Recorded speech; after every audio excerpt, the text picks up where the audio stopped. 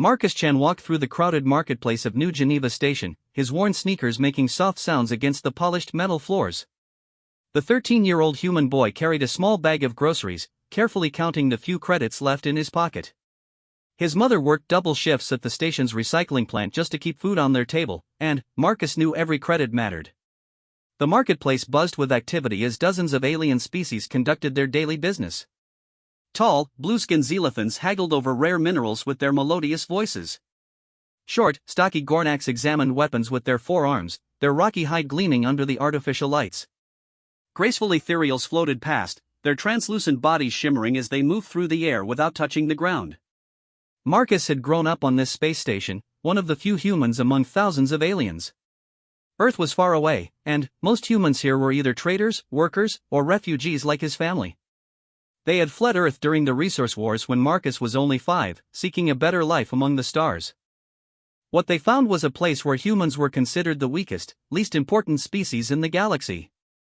As Marcus turned a corner near the food vendors, he noticed a commotion ahead. A crowd of young aliens had gathered in a circle, their voices raised in mockery and laughter. In the center sat an old beggar woman, her face hidden beneath a tattered hood. Her clothes were dirty and torn, and she held out a small cup with shaking hands. "Look at this pathetic creature," sneered Crix, a teenage Zelthan whose blue skin seemed to glow with arrogance. His parents owned one of the largest mining corporations in the sector, and he never let anyone forget it. "Can't even afford decent clothes." "Disgusting," added Vorthak, a young Gornak whose family controlled several shipping routes. His forearms were crossed as he looked down at the beggar with disgust. "The station authorities should remove these worthless beings from our marketplace." Other young aliens joined in, tossing small pieces of trash at the old woman while laughing. Some were ethereals who normally considered themselves above such behavior, but even they seemed amused by the beggar's plight. The woman didn't react to their taunts, simply sat there with her head down, occasionally extending her cup toward passers-by who ignored her completely. Marcus felt his chest tighten with anger. He had seen this kind of cruelty before, often directed at humans like himself. The alien youth of the station formed tight social circles based on their species' power and influence in galactic society. Humans ranked near the bottom, barely above the few primitive species that had recently achieved space travel. "Hey," Marcus called out as he approached the group. "Leave her alone." The aliens turned toward him, their expressions shifting from amusement to surprise and, then, to condescension.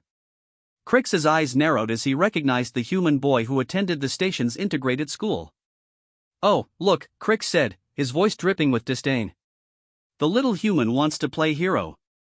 How adorable." "Humans always stick together with the weak," Vorthak added, his rocky features twisting into a cruel smile. "Birds of a feather, as they say." "She's just asking for help," Marcus said, trying to keep his voice steady despite his racing heart. "There's nothing wrong with that." "Nothing wrong," laughed Scylla, an ethereal girl whose family held high positions in the Galactic Trade Commission. "She's a burden on society. Her species probably doesn't even contribute anything useful to the galaxy. Unlike humans, right?" Crix said sarcastically. "What exactly do humans contribute? You can't fly like ethereals, you're not strong like Gornaks, and you certainly don't have our intelligence or natural resources." Marcus clenched his fists but forced himself to remain calm. He had heard these insults countless times before. Humans were often called the mediocre species because they lacked the specialized abilities that made other races valuable. They couldn't breathe underwater like the Aquians, didn't have natural telepathic abilities like the Mindari, and their technology was considered primitive compared to the advanced civilizations that ruled the galaxy.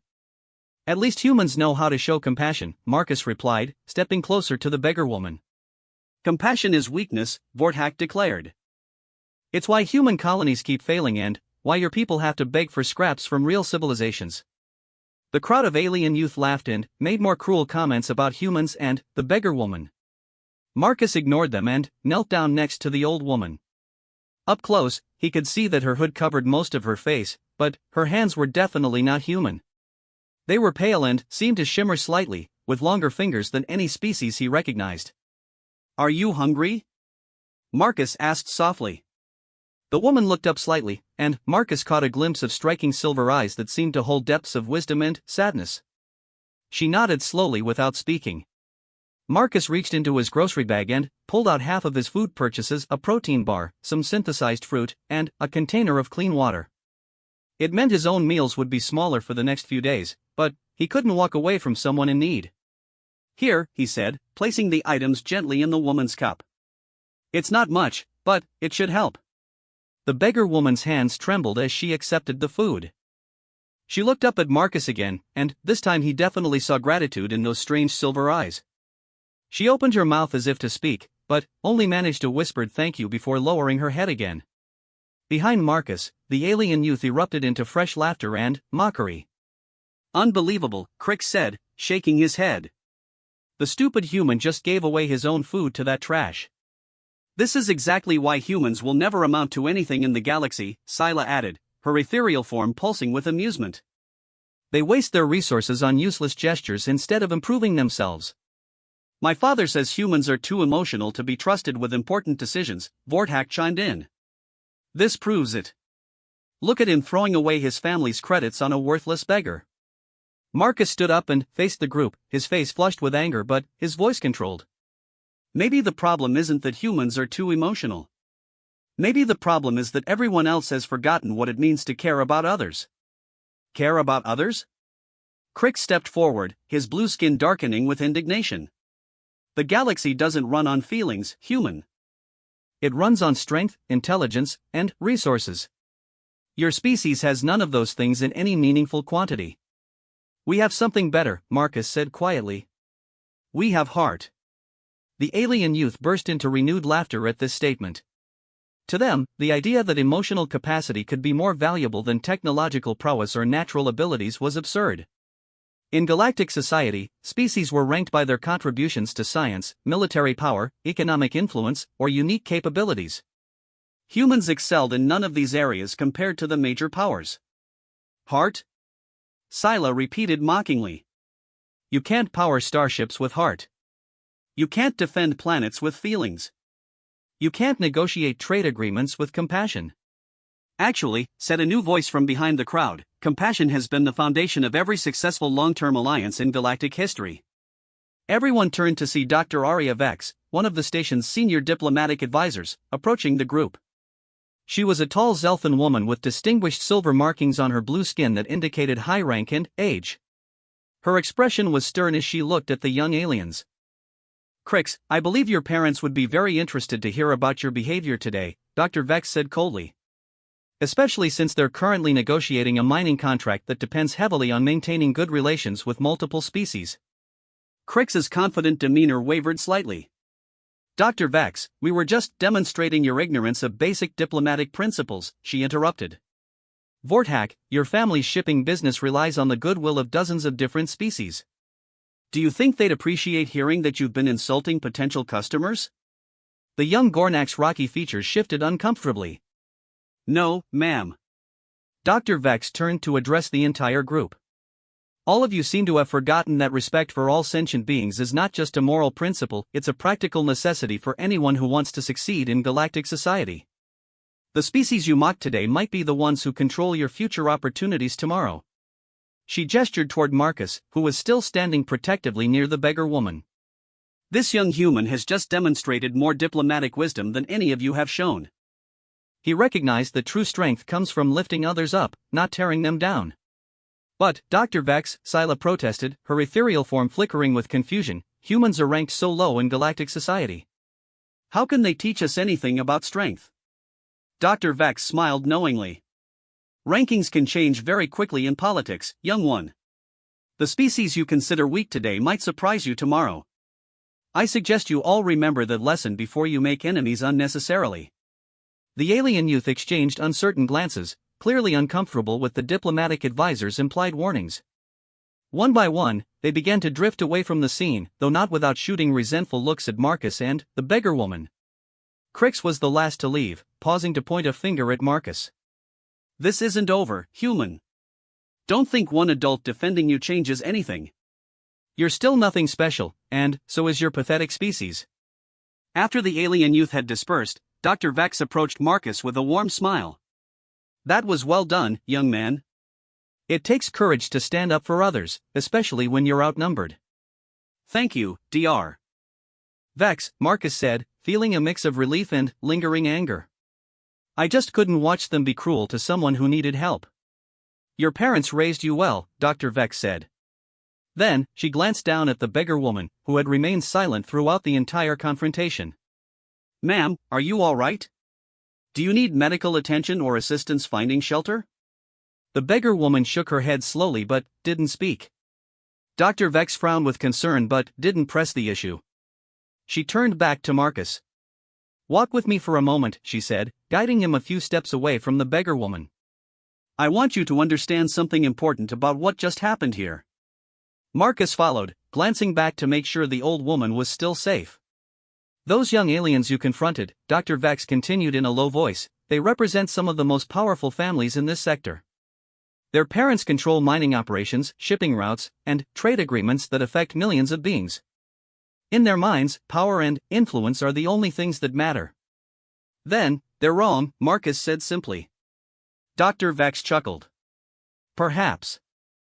But, they're not entirely incorrect about one thing: humans do face significant challenges in galactic society.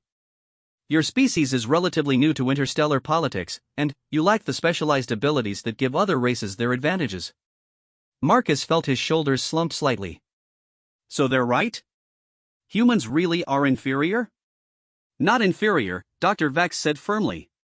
Different. Every species brings something unique to the galactic community. Xelathans like myself excel at analysis and planning. Gornaks are unmatched in physical strength and endurance. Ethereals have natural abilities that make them excellent at energy manipulation and communication. And humans?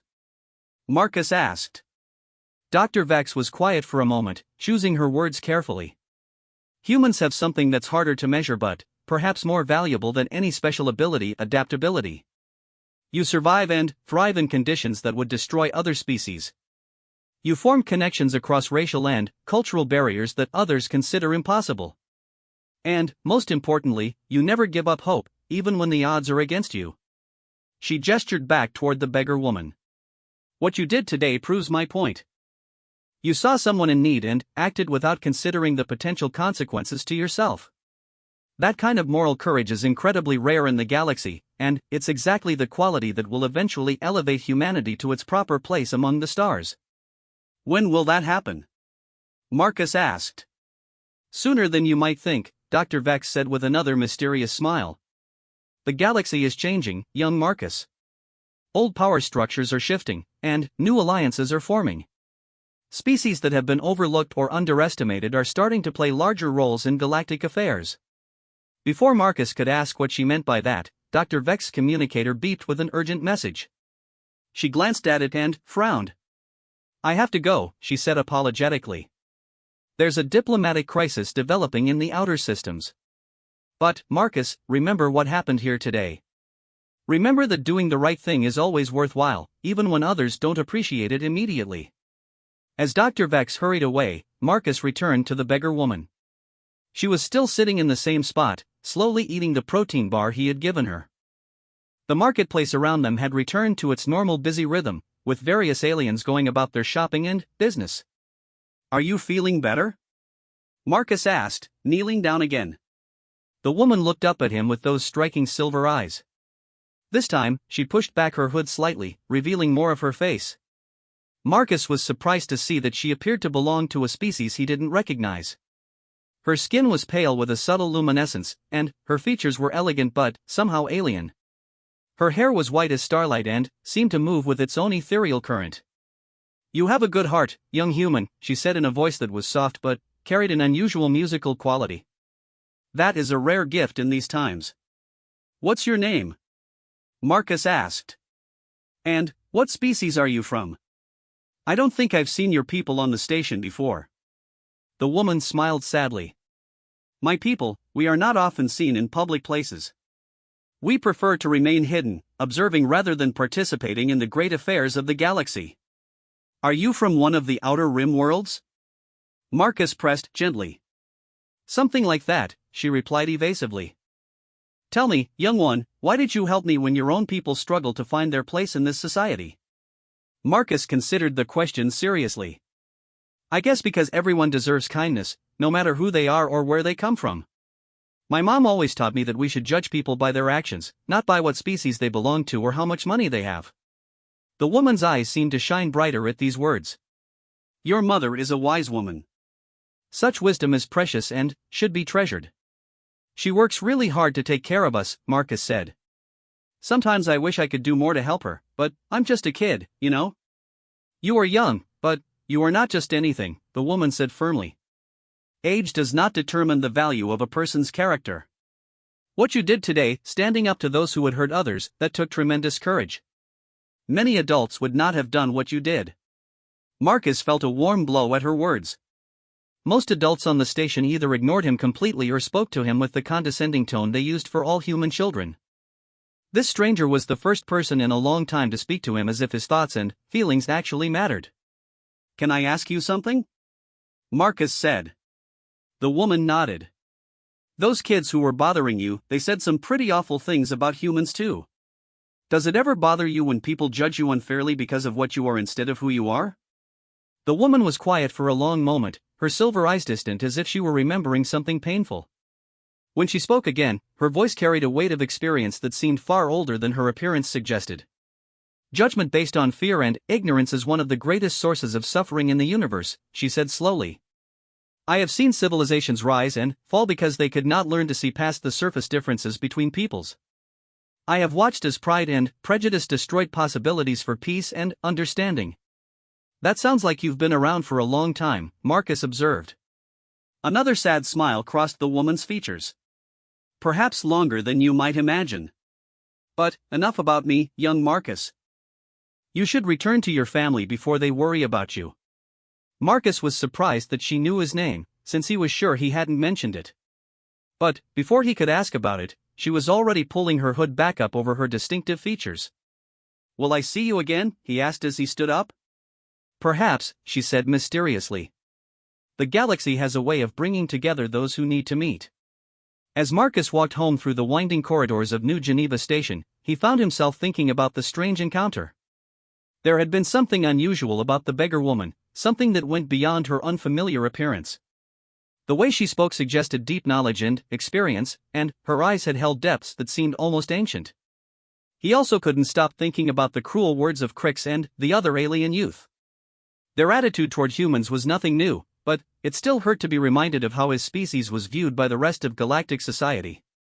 Humans were considered evolutionary stragglers, a young race that had stumbled into space travel without developing the specialized traits that made other species valuable. When Marcus arrived at his family's small apartment, his mother was just finishing her shift at the recycling plant. Elena Chen was a tired-looking woman in her 40s, with prematurely gray hair and hands stained from handling various alien materials all day. But her smile was warm when she saw her son. How was your day, sweetie? She asked, setting down her workbag and moving to examine the groceries Marcus had brought home. It was interesting, Marcus said, not sure how to explain everything that had happened. Elena noticed that the grocery bag seemed lighter than it should be. Marcus, did you forget something at the store? We're missing about half of what I sent you to buy. Marcus felt his cheeks redden. I gave some of our food to someone who needed it more than we did. Instead of getting angry, Elena sat down and looked at her son carefully. Tell me what happened. Marcus explained about the beggar woman and the group of alien youth who had been tormenting her. He described his decision to share their food and the confrontation that followed.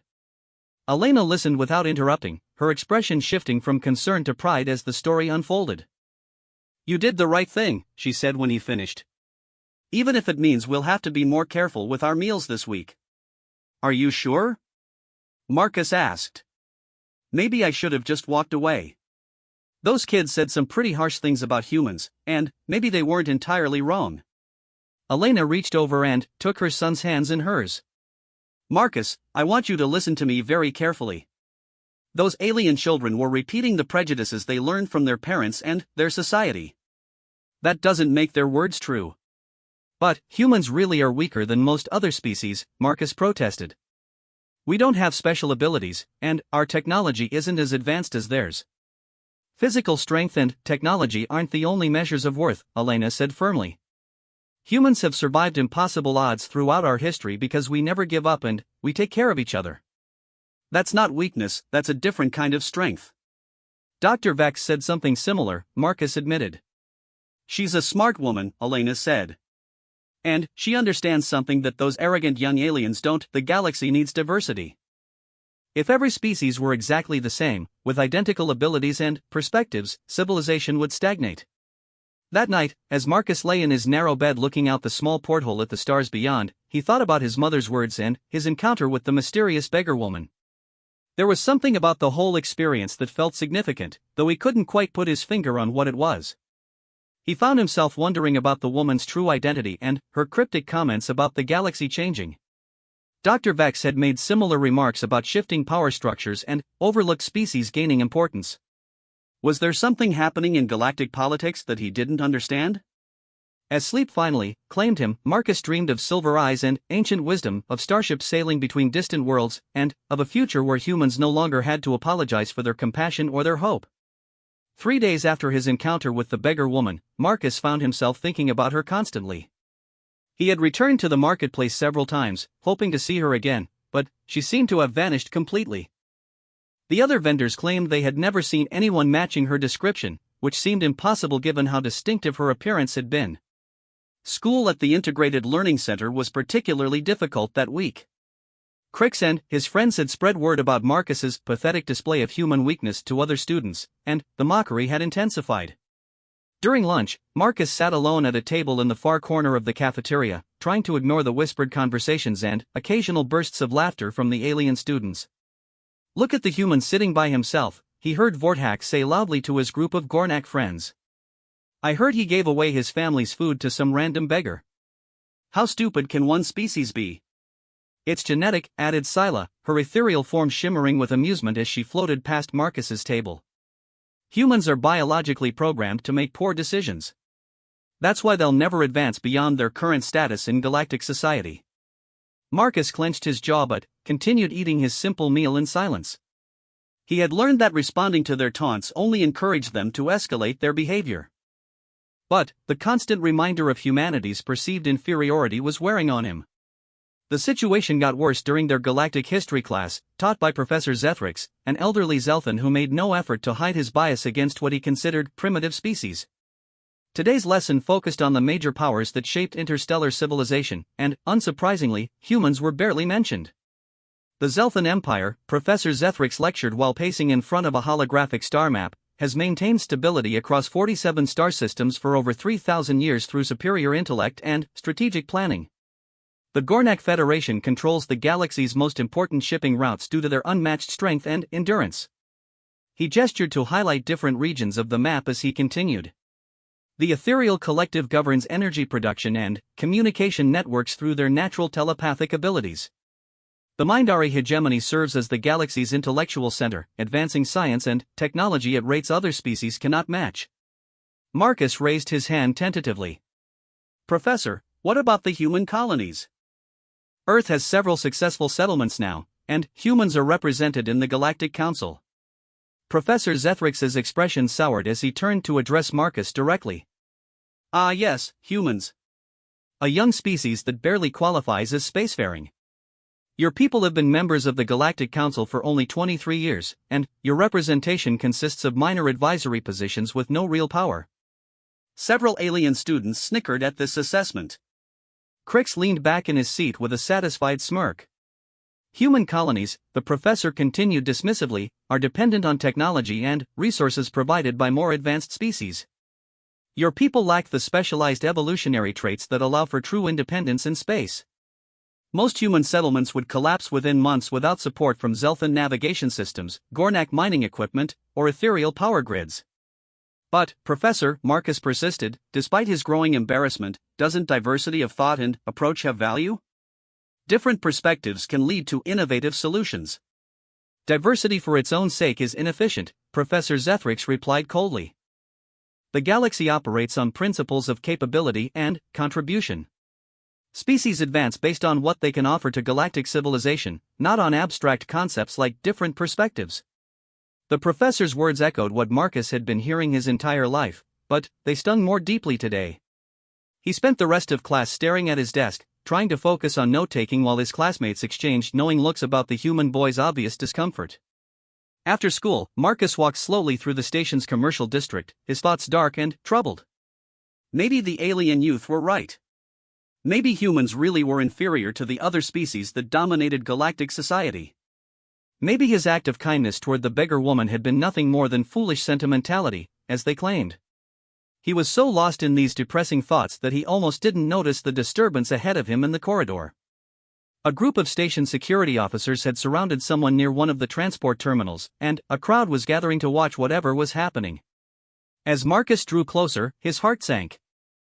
In the center of the commotion stood the beggar woman from 3 days earlier, her tattered cloak unmistakable even in the crowd. 2 large Gornak security officers were flanking her while a Zelthan officer read from an official document. By order of Station Administrator Corinth, the Zelthan officer announced in a loud voice, all unlicensed individuals are prohibited from soliciting in commercial areas. Violators will be removed from the station and banned from returning. She wasn't bothering anyone, Marcus called out, pushing through the crowd toward the officers. The Zelthan officer looked down at him with irritation. This doesn't concern you, human child. Return to your family quarters immediately. She has as much right to be here as anyone else, Marcus said, his voice carrying more confidence than he felt. She wasn't breaking any laws that I could see. Vagrancy is prohibited under Station Regulation 847, the officer replied curtly. Individuals without proper documentation or means of support cannot remain in public areas. Marcus looked at the beggar woman, whose silver eyes met his with what seemed like resigned acceptance. She didn't appear to be resisting or arguing with the authorities, simply standing quietly while they processed her removal. What if someone vouches for her? Marcus asked desperately. What if she's not actually homeless but just had some kind of emergency? The Zelthan officer's expression suggested he was quickly losing patience with the human boy's interference. Do you have proof of this person's identity or legal status? Marcus opened his mouth to respond, then realized he had no idea who the woman actually was or where she came from. He didn't even know her name or her species. But something deep inside him refused to simply stand by and watch her be treated this way. My family will take responsibility for her, Marcus said quickly, the words tumbling out before he could think them through completely. The crowd around them murmured in surprise, and Marcus caught sight of several familiar faces from school watching the scene with amazement and contempt.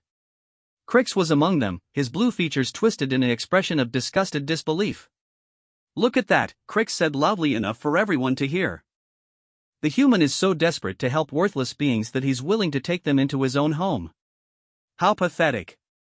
This proves everything I've been saying about human judgment, added Vortak, his forearms crossed over his rocky chest.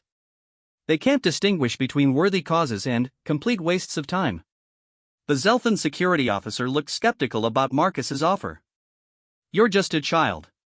You cannot make legal commitments on behalf of your family without parental consent. Then, let me contact my mother, Marcus said, pulling out his personal communicator. She's at work right now, but I know she'll agree. What Marcus didn't know was whether his mother would actually agree to shelter a complete stranger, especially given their family's precarious financial situation. But he felt certain that Elena Chen's compassionate nature would not allow her to turn away someone in desperate need, regardless of the potential consequences. While Marcus tried to reach his mother, the beggar woman spoke for the first time since the security officers had arrived. Young one, she said softly, her musical voice carrying an undertone of gentle authority, you should not burden your family with responsibility for my situation. This matter will resolve itself in time. I can't just let them throw you off the station, Marcus replied, still trying to connect his call. You haven't done anything wrong. Haven't done anything wrong, scoffed another voice from the crowd. Dr. Kelvix, a prominent Mindari researcher, pushed forward with an expression of intellectual superiority. This creature is clearly from one of the failed Outer Rim colonies. Her presence here represents a drain on station resources and a potential security risk. How can you say that? Marcus challenged. You don't know anything about her background or circumstances. Dr. Kelvix's large cranium pulsed with the bioluminescent patterns that indicated active telepathic processing. Mindari were naturally telepathic, though they required direct contact to read thoughts from unwilling subjects. I don't need to know her background, Dr. Kelvix said smugly. Basic statistical analysis of vagrant populations provides all necessary information. Failed colonies produce refugees with no useful skills, no resources, and no prospects for contributing to advanced society. That's a horrible way to think about people, Marcus said angrily. It's a rational way to think about resource allocation, Dr. Kelvix replied coolly. Emotional responses like yours are precisely why humans struggle to make progress in galactic affairs. You prioritize feelings over facts. Finally, Marcus's mother answered her communicator. Through the device's speaker, Elena Chen's tired voice could be heard asking what was wrong. Mom, there's a woman here who needs help, Marcus explained quickly. The security officers want to remove her from the station, but I told them our family would take responsibility for her. Can you please tell them that's okay? There was a long pause during which Elena clearly struggled to understand the situation her son had gotten involved in. Marcus, who is this woman? Do you know her? She's the person I gave our food to a few days ago, Marcus said. She's not a criminal or anything dangerous. She just needs somewhere to stay. Another pause, during which Marcus could practically hear his mother weighing their family's limited resources against her moral principles. Around them, the crowd waited impatiently for her decision, many of the alien observers clearly expecting the human woman to refuse her son's impulsive commitment. Put me on speaker, Elena said finally. Marcus switched his communicator to public mode so everyone could hear his mother's voice clearly. Officer, Elena addressed the Zelthan security personnel. I am Elena Chen, a legal resident of this station and employee of the recycling facility. I formally accept responsibility for this individual and request that she be released into my family's custody pending proper documentation review. The security officer looked frustrated but could not argue with the legal validity of Elena's statement. Station regulations did allow for temporary custody arrangements in cases involving potential refugees or displaced persons. Very well, the officer said reluctantly. But understand that your family will be held accountable for any problems or violations involving this individual. If she causes any trouble, you will face legal consequences. I understand, Elena replied through the communicator. As the security officers dispersed and the crowd began to break up, Marcus felt a mixture of relief and nervousness about what his family had just committed to. The beggar woman looked at him with those striking silver eyes, and he caught a glimpse of something that might have been surprise mixed with gratitude. Thank you, she said simply. We should go to your family's quarters, Marcus said, suddenly, realizing he had no idea how to proceed with this situation. My mom will be home from work in a few hours, and we can figure out what to do next. As they walked through the station's corridors toward the residential section, Marcus noticed that people were staring at them more than usual. Word of the marketplace incident was clearly spreading, and their unusual pairing, a human boy and an unidentified alien woman in beggar's clothing, attracted curious and often disapproving attention. I should warn you, Marcus said as they walked, our apartment is pretty small, and we don't have much in the way of luxury. My mom and I are basically just getting by. Material comfort is not important, the woman replied. Kindness and safety are far more valuable than luxury. Where are you from originally? Marcus asked, his curiosity finally getting the better of him. I've never seen anyone from your species before. The woman was quiet for several moments, as if carefully considering how to answer. My people prefer privacy. We do not often interact with the main galactic civilization. Are you refugees from one of the Outer Rim worlds? Marcus pressed gently. Dr. Kelvix mentioned something about failed colonies. Dr. Kelvix understands very little about the true nature of galactic politics, the woman said, and there was something in her tone that suggested deep knowledge and possibly personal experience with the Mindari researchers' limitations. They reached the residential area where human families were housed, a section of older corridors with smaller quarters and less sophisticated amenities than the areas reserved for higher status species. Marcus felt embarrassed about bringing his new charge to such modest accommodations, but the woman showed no signs of disappointment or judgment. This is where we live, Marcus said, activating the door scanner with his personal code. The apartment consisted of 3 small rooms, a combined living and kitchen area, 1 bedroom for his mother, and a tiny sleeping alcove for Marcus. The furnishings were basic but clean, and Elena had done her best to make the space feel like home with small decorative touches and carefully maintained houseplants. Please, sit down, Marcus offered, gesturing toward their small couch. Are you hungry? We don't have much, but I can make some tea and find some food. The woman accepted his offer and settled onto the couch with apparent relief.